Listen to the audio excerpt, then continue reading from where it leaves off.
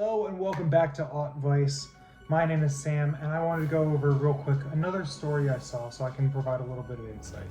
So a little while back, and unfortunately this video is quite a bit later than I intended to make it, I had seen someone talking about trying to pick between a Fiat 500 and a Mini Cooper as a first car for their daughter, and of course all the comments were, I know both are unreliable, which one's less unreliable, and all the people in the actual comments were talking about how both of them are garbage, why would you look at them? So I had asked and tried to see a little more insight, see what years of these vehicles they were looking at. The Mini was a 2016 or newer, which meant BMW's B48 engine, which is phenomenal if you're getting an S-Class Cooper S or a John Cooper Works, and otherwise it's a B38, which is also a phenomenal engine. And it was a 2016 or newer Fiat 500, which also 2016 through the end of their production, they were very reliable. And I know that people are gonna question where I'm getting this info from. The boss I used to work for, his friend was solely responsible for the Abarth 500 even coming to America, and they knew it had to meet American reliability standards, and it did.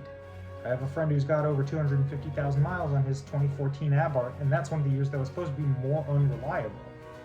And I have a friend of mine who has a 3-cylinder Mini convertible, and it's got like 70,000 miles on it, and he's been driving it everywhere, and it's had zero issues, to the point even his 2012 Cooper convertible, which had the BMW engine that was not as reliable, I think it was the N14, that even made it to 140,000 miles. These cars are a lot more reliable, and my bigger concern in this situation wouldn't be which one's going to be more reliable, it'd be which one is safer.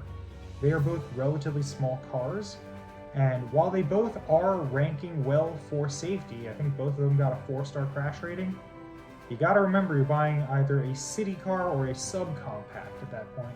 And no, they won't be as safe as, say, getting a compact sedan or mid-size sedan or just even a normal size hatchback, like getting a Golf or a Civic hatch or something like that.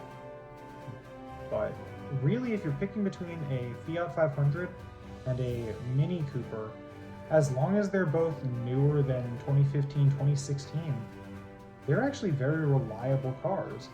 And personally, I tried to buy both an Abarth and a John Cooper Works, and it was just a matter of timing didn't work out.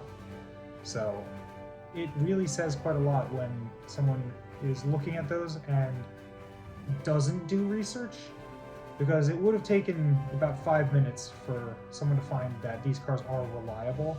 You do have to maintain them, they are European cars. They're really reliable as long as you maintain them to the dot, essentially.